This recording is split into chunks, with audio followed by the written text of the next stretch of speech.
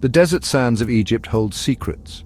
We see them from space-massive triangular monuments reaching for the heavens, the pyramids of Giza. For centuries they have stood as silent witnesses to the rise and fall of empires, a testament to something extraordinary. The official story tells us they are tombs for powerful pharaohs, built with the sweat and toil of tens of thousands of workers. But is that the whole story? When you stand at the foot of the Great Pyramid, a structure made of 2.3 million stone blocks, you can't help but feel a sense of awe mixed with a healthy dose of skepticism. The scale is simply mind-boggling, and the questions it raises are as vast as the Sahara itself. We are told that the ancient Egyptians, using simple copper tools and raw manpower, accomplished this incredible feat. They supposedly quarried, transported and lifted blocks weighing several tons with astonishing accuracy. But the more you dig into the details, the more the official narrative starts to fray at the edges. There are no definitive records, no ancient papyrus blueprints that clearly state, here is how we built the Great Pyramid for Pharaoh Khufu. What we have are fragments, interpretations, and a lot of academic guesswork. It's a puzzle with most of the pieces missing, and the ones we have don't seem to fit together perfectly. That's where the real expedition begins. This isn't just a question for historians in dusty libraries. It's a mystery that calls to the adventurer in all of us. It challenges the very foundation of what we think we know about our own past. Could a civilization from 4,500 years ago, one that had just emerged from the Stone Age, truly engineer something so perfect? Or are we looking at the legacy of something else entirely? Something older, something more advanced, something that history has conveniently forgotten. The pyramids don't give up their secrets easily, but they invite us to ask the hard questions and to look beyond the accepted story. The journey to uncover the truth is fraught with dead ends and tantalizing clues. Every discovery seems to open a door to yet another mystery. We find strange anomalies, thermal hotspots indicating hidden chambers, and whispers of sealed tunnels that have remained untouched for millennia. The official explanation for these monuments feels too simple, too neat. It's like finding a brand new smartphone in a medieval castle and being told it was carved with a chisel. The evidence on the ground suggests a level of sophistication that just doesn't align with the tools and techniques we've been shown. It's time to pack our gear and explore the hidden truth. The mainstream story pins the Great Pyramid on one man, Pharaoh Khufu, who ruled around 2500 BC. This entire narrative hinges on a few small, controversial markings found in a tiny, inaccessible chamber above the king's chamber. These markings, discovered in the 19th century, are said to name a work gang and mention the pharaoh. But here's the catch. Many experts have questioned their authenticity. The script looks suspiciously modern for its time, almost as if it were painted on later to fit a specific theory. It's the only direct link between Khufu and the pyramid, and it's shaky at best. It feels less like a smoking gun and more like a convenient footnote. Let's think about the logistics. Herodotus, the Greek historian, wrote that it took 100,000 men 20 years to build the pyramid. Modern calculations suggest a smaller but still massive workforce.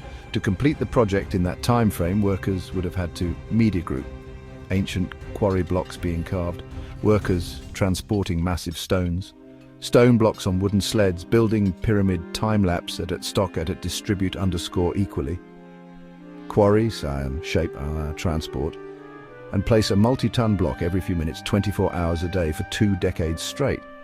This isn't just difficult, it's practically impossible with the tools we know they had. We're talking about copper chisels and stone hammers. Try cutting a massive granite block with a copper tool. You'd have more luck carving a Thanksgiving turkey with a plastic spoon. The math just doesn't add up. Furthermore, pharaohs were not known for their modesty. They covered their temples and tombs with elaborate hieroglyphs, detailing their lives, their victories, and their divine right to rule. The pyramids of later dynasties are filled with such inscriptions, yet the Great Pyramid is almost completely bare. Inside its grand galleries and chambers, there are no official carvings, no triumphant murals celebrating Khufu's grand project. It's an empty, anonymous monument. Why would a pharaoh build the most magnificent structure on earth and then forget to sign his name? It's completely out of character for the rulers of ancient Egypt. This lack of evidence has led many to wonder if Khufu was even the original builder. Perhaps he didn't build it at all, but simply inherited it. Maybe he was the one who conducted the first renovation on a structure that was already ancient in his time. The pyramid could have been a sacred site that he claimed for himself, adding his mark in a minor way that was later used to assign him all the credit. This theory would explain the stark, undecorated interior and the sheer impossibility of its construction during his reign. The pyramid's true purpose and its creators remain an enigma, and Khufu might just be a historical red herring. Let's get our hands dirty and look at the evidence carved in stone. The construction of the Great Pyramid showcases a level of precision that modern engineers would find challenging to replicate even with our advanced laser-guided technology. The massive casing stones that once covered the pyramid were cut and fitted together so perfectly that you couldn't slip a razor blade between them. These stones, weighing up to 15 tons each, created a smooth, seamless surface that would have gleamed in the desert sun. How was this level of perfection achieved with primitive tools? It's a question that mainstream Egyptology struggles to answer convincingly. Consider the foundation. The pyramid is built on a massive base covering over 13 acres, and it is almost perfectly level, off by less than an inch from one corner to the other. Not only that, but it is aligned to true north with an accuracy of within 3/60ths of a degree. This is more accurate than any other structure on the planet, including the Meridian building at the Greenwich Observatory in London. Achieving this requires a deep understanding of astronomy and sophisticated surveying techniques. Assigning this feat to observers using sticks and shadows feels like a massive understatement of the skill involved. It points to a knowledge base far beyond what we attribute to Bronze Age civilizations. Then there's the granite coffer inside the king's chamber. This box is carved from a single, solid block of hard Aswan granite. The thing is, the entrance to the chamber is too small for the coffer to have been moved into it. This means the coffer was placed inside the chamber as the pyramid was being built around it. But the real mystery is how it was made. The interior of the coffer was hollowed out with incredible precision. Evidence suggests it was likely done with some sort of high-speed drill that could cut through granite with ease. Christopher Dunn, an engineer who studied these artifacts, concluded that the tool marks indicate a drill that applied immense pressure, far more than human strength could ever generate. The sheer scale of the stonework is another puzzle. The blocks in the king's chamber, located high up in the pyramid, are massive granite beams weighing up to 80 tons each. These were quarried in Aswan, over 500 miles to the south. The official theory suggests they were transported on boats up the Nile and then dragged up massive ramps. But building a ramp to that height would require more material and effort than building the pyramid itself. And no evidence of such a colossal ramp has ever been found. The physical evidence on the Giza plateau screams of a technology and a methodology that we simply do not understand. The stones themselves are the most powerful witnesses. Deep within the Great Pyramid, there are places no one was ever meant to enter. In recent years, modern technology has given us a glimpse into these hidden spaces. In 2017, the Scan Pyramids project used a technique called muon tomography, a kind of cosmic ray imaging, to peer through the solid stone. They discovered a massive, previously unknown void located just above the Grand Gallery. This space, dubbed the Big Void, is at least 100 feet long, roughly the size of the Statue of Liberty from its feet to its torch. Its discovery sent shockwaves through the archaeological community. Why is it there? What was its purpose? The official response was cautious, suggesting it might be a structural feature to relieve weight. But its sheer size and placement make that seem unlikely. It appears to be a deliberate, sealed chamber hidden from view for thousands of years. This discovery proves that we still have so much to learn about the pyramid's internal architecture. It fuels speculation about other hidden rooms, perhaps even the true burial chamber of a king, or something else entirely that remains undiscovered. Explorations with small robotic cameras have also revealed mysterious sealed doors with copper handles in narrow shafts leading from the Queen's chamber, hinting at more secrets locked away. These shafts themselves are an enigma. Initially thought to be for ventilation, they are now believed to have an astronomical purpose, pointing towards specific constellations like Orion and Sirius. This ties the pyramid to the stars, suggesting it was more than just a tomb. It was a celestial machine. But the shafts from the Queen's chamber are blocked. What lies behind those sealed doors? Are they hiding texts, artifacts, or knowledge from a time long before the pharaohs? Getting inside is the ultimate challenge, as the shafts are too small for a person to navigate, and any attempt to break through could damage the structure irreparably.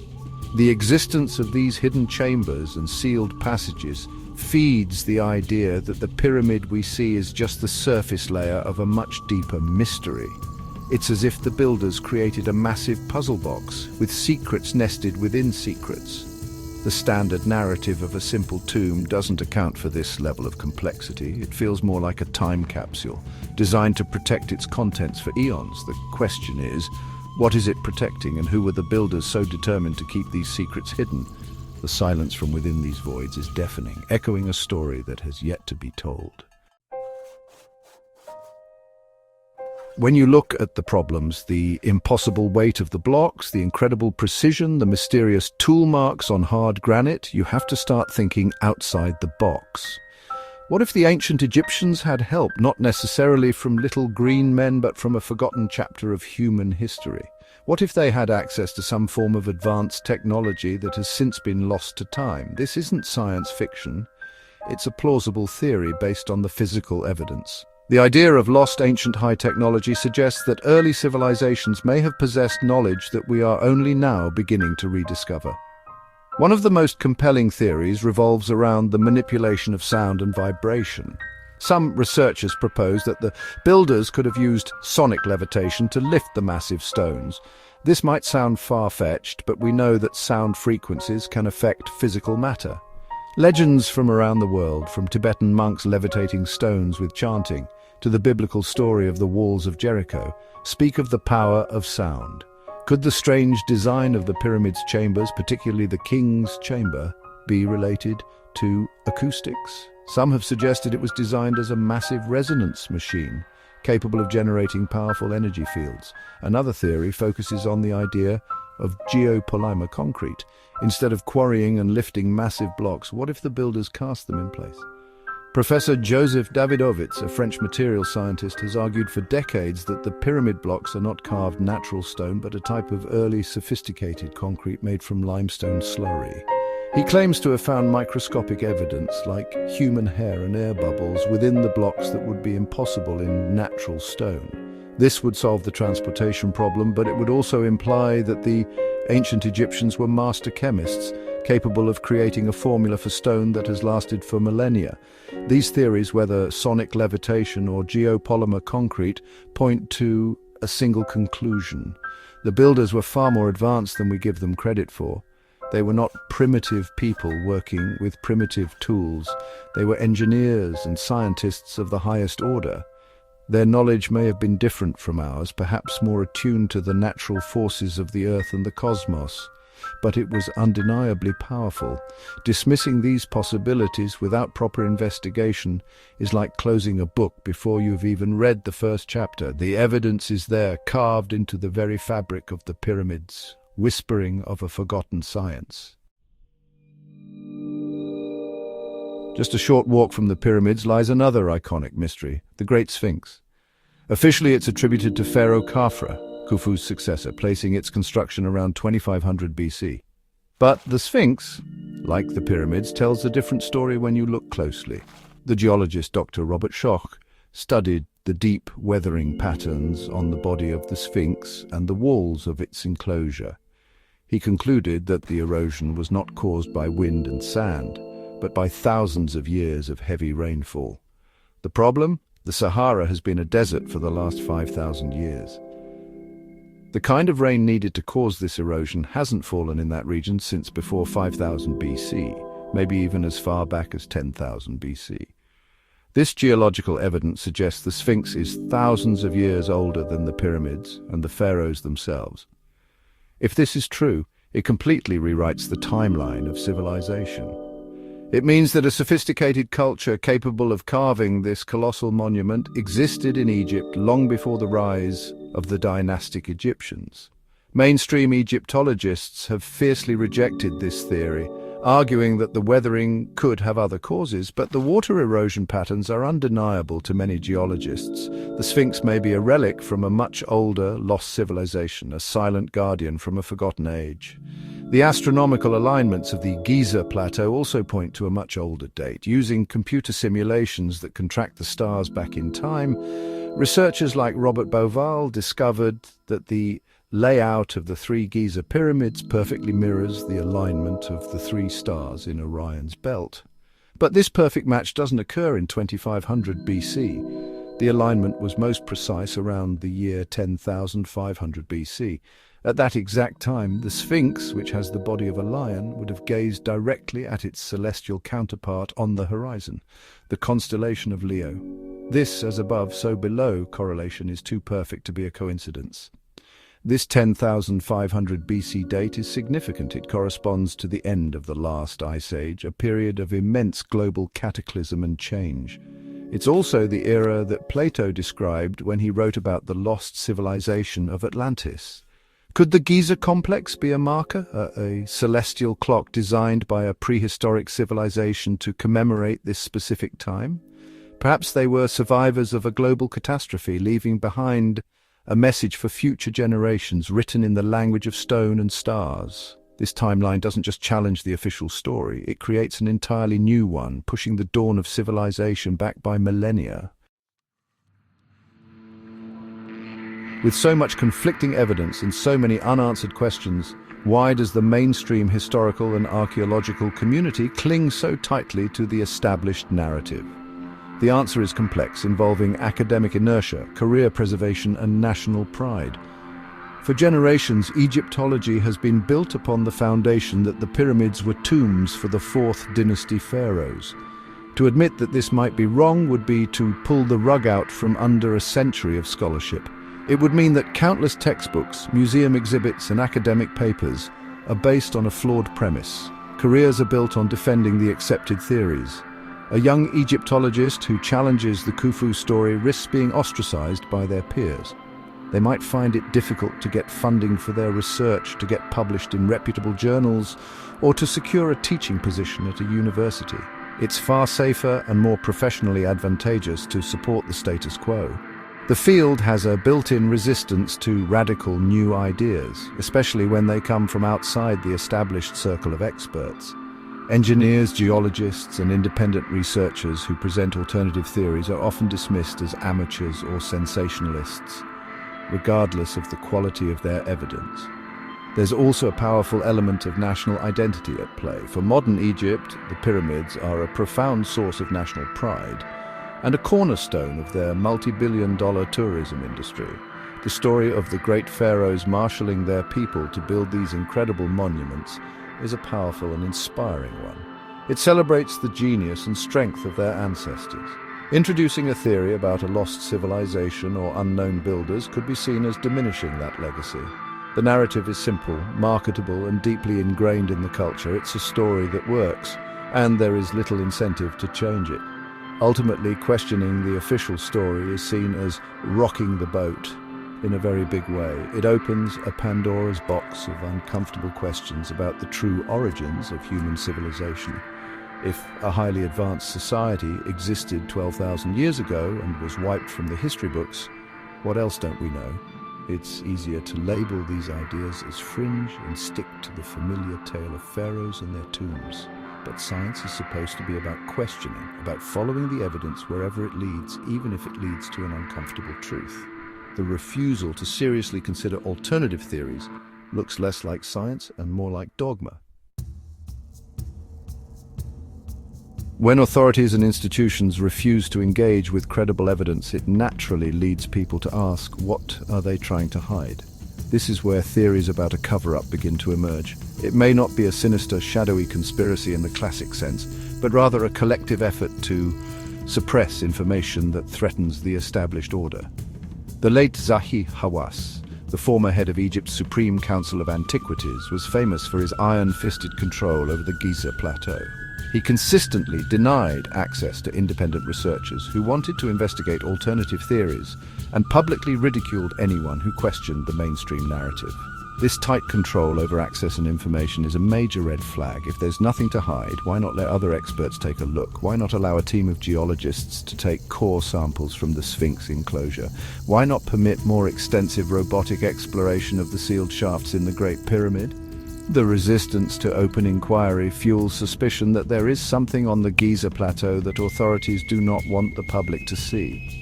Perhaps there are artifacts or inscriptions inside hidden chambers that would rewrite history so completely that it would shatter our current understanding of the past. Who benefits from maintaining the current story? As mentioned, the academic establishment has a vested interest in protecting its legacy, but there may be other, deeper reasons. If an advanced civilization existed and was destroyed by a global cataclysm, that's a sobering thought. It suggests that our own modern, technologically advanced civilization is just as vulnerable. Perhaps the story is suppressed because it carries a warning that those in power would rather we not hear. It's a story about the fragility of civilization, a reminder that what is built can be easily lost, whether by natural disaster or our own folly. The truth, if it is being hidden, is a secret of monumental proportions.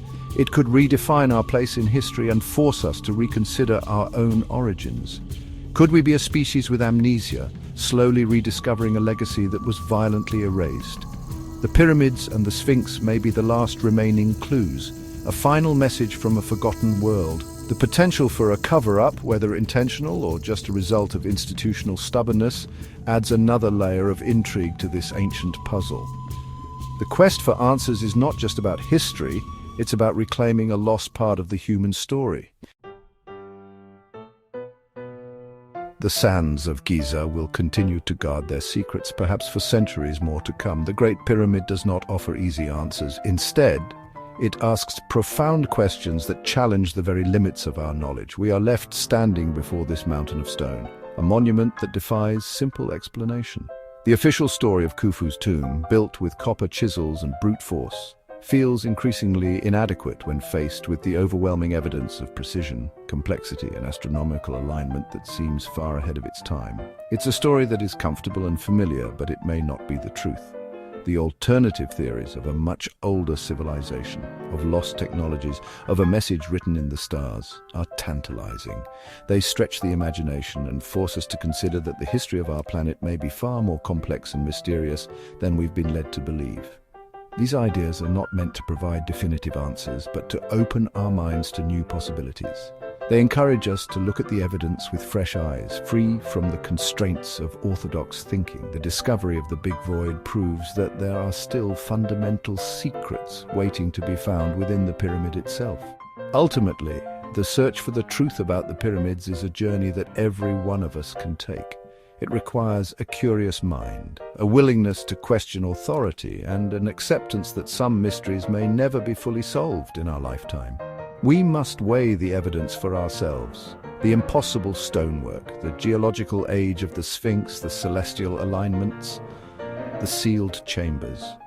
Do these clues point to the pharaohs of 4,500 years ago, or do they whisper of a far more ancient and sophisticated legacy?